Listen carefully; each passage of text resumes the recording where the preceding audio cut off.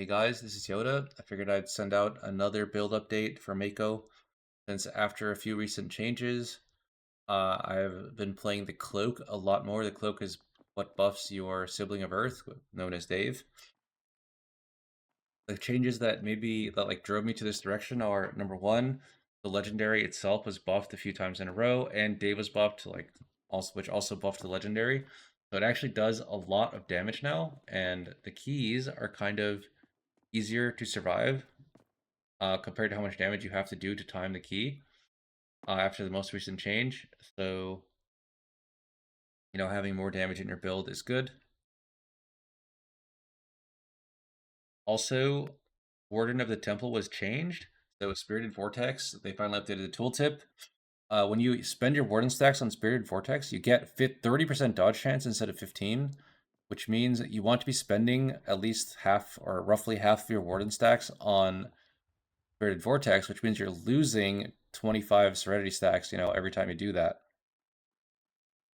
Which loses value from the Boots legendary. Like if you play the Boots legendary, suddenly, losing 25 Serenity stacks every now and then is going to make that legendary worse. However, in my opinion, Warden is still worth playing with even base Meiko, any type of Meiko, just because of the Spirited Vortex dodge chance.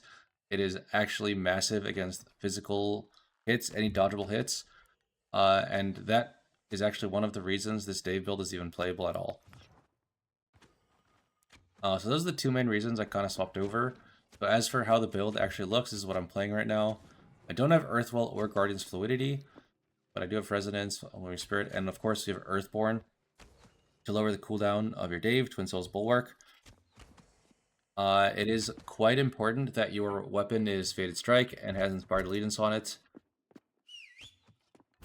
And also, I switched my gem setup, so I'm still playing 10 green and 6 purple, but I also switched to 6 yellow instead of wearing a tier set. The reason for that is that the Citral set gives you agility, and agility does not scale Twin Souls Bulwark. So if you look at Twin Souls Bulwark, it scales off of your stamina and off of your secondaries. And, if you look at my previous dungeons overall, Twin Souls Bulwark is 30% of my damage. So if the set doesn't work with that, then that's not good. Something I also noticed is that haste actually scales a lot of your damage. Now, if you look at my previous damage breakdown, 50% of my damage is from Twin Souls Bulwark and Spirited Vortex, and those are all scaled by haste. Haste scales Spirited Vortex because it increases the tick rate, and it increases the damage of Twin Souls Bulwark because it increases the health of the Bulwark itself. Haste is also not a terrible stat defensively, because it gives you stronger Stone Shield and it gives you cooldown reduction on your Stone Shield. It's not great outside of doing buffing those two things, since it doesn't lower your GCD. But the single target you get from it is also not terrible. TLDR, went for gems instead of Citral set because agility does not influence the damage from Dave, and Dave is a much more significant portion of your damage now. As for the weapon, not much has changed. I'm basically playing the same weapon. I could see potentially playing Brave Machinations instead of Martial Initiative, but Martial Initiative is definitely going to be the safest here.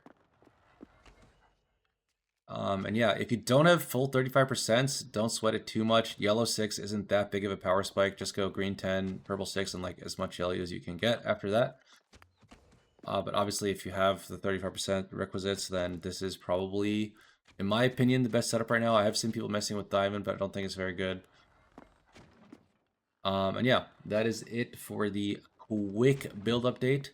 Thank you for watching. Oh, actually, we should show the the quick opener. So the quick opener is, firstly, you can do it one of two ways. You can either Dave first global, in which case your next two globals are going to be Shatter Earth and Fated Strike. This gives you a quicker second Dave, like by a few seconds. If the first pull is very difficult, this can be a good idea. However, your generic opener is not going to look like that. First, you're going to want a Fated Strike. The reason is for that is because Fated Strike gives you 20% expertise for 6 seconds. And the health of your Dave is snapshot by that expertise. So just by using your Fated Strike, your Dave's going to have a lot more HP. So it's going to look like usually you're going to have Stone Shield running in, then you're going to gather a bunch of mobs, then you're going to Fated Strike to finish it, and then insta summon Dave, and then cast Shatter. The reason you want to cast those 3 in quick succession with no globals in between is because your faded only lasts 6 seconds, and you have to use it at the very beginning to buff your Dave with 20% expertise. So your first 3 globals are almost always going to be Faded Strike, Twin Souls Bulwark, into Shatter Earth. Then you're going to want to put up your Vortex, and then you build up to 3 Warden stacks. And then your next Warden stacks, I actually recommend generally spending on Vortex here.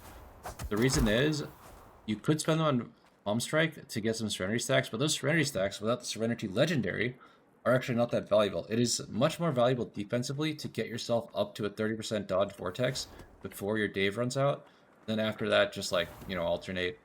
First do one on Double Palm, then do one on Vortex, etc., etc. Third Vortex never falls off the empowered state, and you can build as many Serenity stacks for free as you can. Generally, how it's going to look is you summon Dave, and then you Shatter Earth. Then your next Shatter Earth gives you Dave back already, assuming you're playing Faded Strikes. And then after that, so in the first pull, you get like 2 Daves, basically. And then in the next pull, you kind of have to start off with no Dave, and then you get a Dave halfway through. And then it kind of plays out like that for the rest of the dungeon. One thing to note about this is that there are a few bosses where Dave is really strong, such as the last boss of Godfall Quarry and the last boss of Stormwatch. However, there are also some bosses where Dave is particularly weak, and some situations where you need to save Dave for his utility. In these situations, I recommend swapping your build back to the boots, because when this build is built completely around your Dave, the Twin Souls Bulwark, and if you're not able to use it because the boss fight is weird, then it's not going to be good. An example of that is the last boss of Heart of Tuzari. Below 50, he summons these like lines that kind of orbit the arena, and Dave is just going to stand still taking the boss. So you basically can't summon Dave unless you like somehow get him killed instantly. Otherwise, he's going to grief the boss positioning. So in Heart of Tuzari, playing this legendary is really awkward. You could just like play Dave the whole dungeon and then not summon it on the last boss. But that kind of sucks. Also, another example of a boss that makes it really hard to use Dave, we can go to Dungeon Codex here. I would say is... Honestly, most of these are kind of fine. The first boss of Ransack can get awkward, like you drop Dave, he eats a Frostbite, and then the boss is kind of sitting in poop. You can play around that by just taunting it, but yeah. In Stormwatch, you need to use Dave to taunt the rats at some point if you're playing Dire Rats, which can result in you being forced to hold Dave, which makes the previous pull really awkward. In that situation, I still recommend playing Dave. You just have to figure out how to survive the pull. And also, generally, you definitely really want to be playing Treasure Hunter's Delight with this build.